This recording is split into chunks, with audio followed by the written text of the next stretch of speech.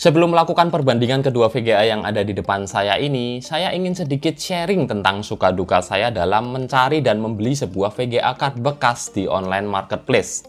Misal seperti GTX 750 Ti yang satu ini. Saya beli memang murah, 500.000 aja. Tapi nggak sekonyong-konyong semuanya normal, dan nggak ditulis di deskripsi kalau ternyata kipasnya ini oblak, guys. Ini saya dapetin kipas yang bener-bener udah parah banget oblaknya dan bunyinya berisik. Pokoknya nggak nyaman lah kalau dipakai. Dan saya sampai harus terpaksa membeli dan mencari sebuah shroud dan fan yang sama persis. Jadi ini saya sampai punya dua ya. Baru ini sekarang bisa jalan dengan normal dan bagus. Udah gitu kalau kalian beli VGA bekas, belum tentu ada kardusnya. Biasanya kardusnya pakai kardus coklat biasa atau mungkin kardus VGA lain seperti yang saya dapetin ini. VGA-nya apa, kardusnya apa, beda. Tapi memang kalau buat kalian yang mengejar budget, VGA card bekas masih bisa layak jadi pilihan yang masuk akal. Misal nih, kalian punya budget di 600-800 ribuan.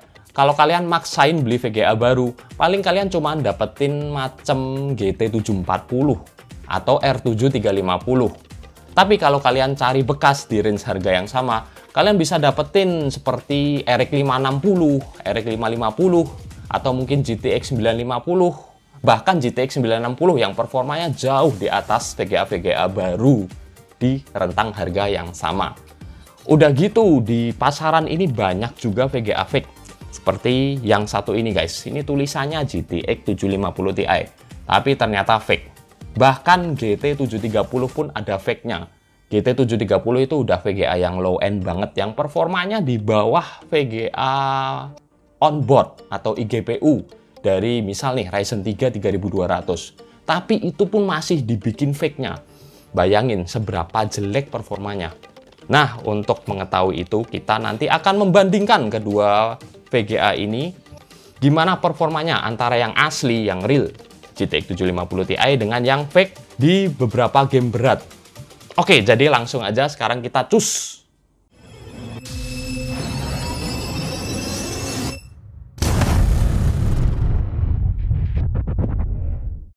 Proxy yang saya pakai untuk tes seperti biasa ya, AMD Ryzen 7 1700 dengan RAM 16GB dual channel. Dan ini adalah penampakan GPU-C dari GTX 750 Ti fake yang ternyata terbaca GTX 750 non Ti.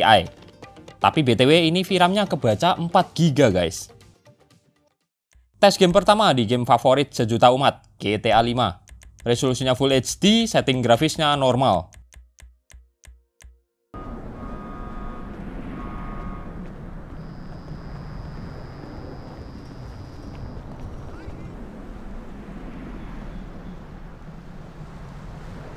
Di sini bisa kalian lihat beda FPS-nya bagaikan bumi dan langit.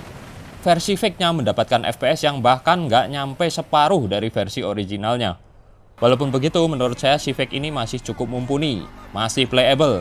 Apalagi kalau kita turunkan lagi resolusi dan setting grafisnya.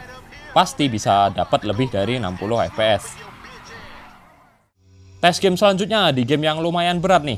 Shadow of the Tomb Raider. Resolusinya Full HD, setting grafisnya lowest.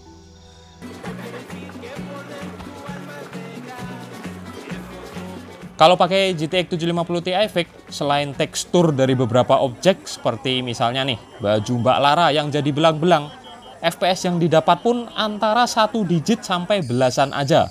Ngenes. Paling nggak kita masih tetap bisa masuk dan mainin gamenya lah. Sedangkan di versi originalnya, FPS-nya sih pas-pasan, tapi masih termasuk playable. Ya, playable-nya kaum kere hore.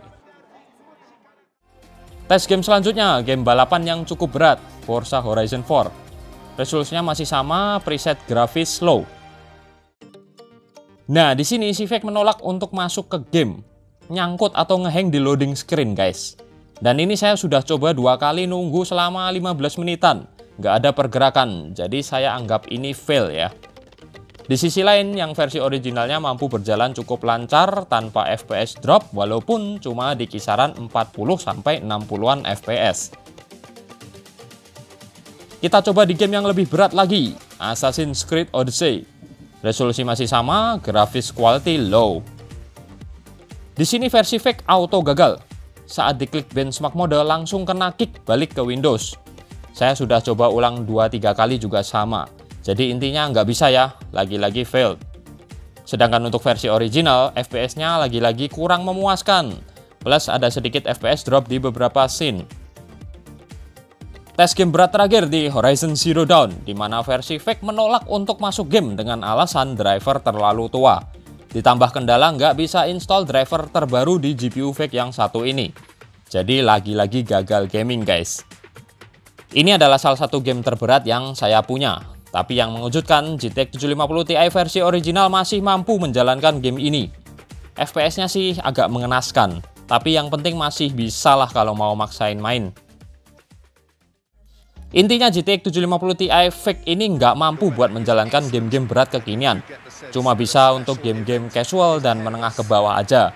Misalnya seperti PES 2021 ini. Ini pun FPS-nya juga lumayan menyedihkan.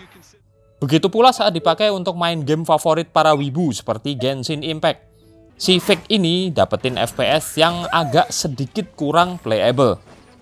Ya ini masih bisa diturunin resolusinya lagi sih.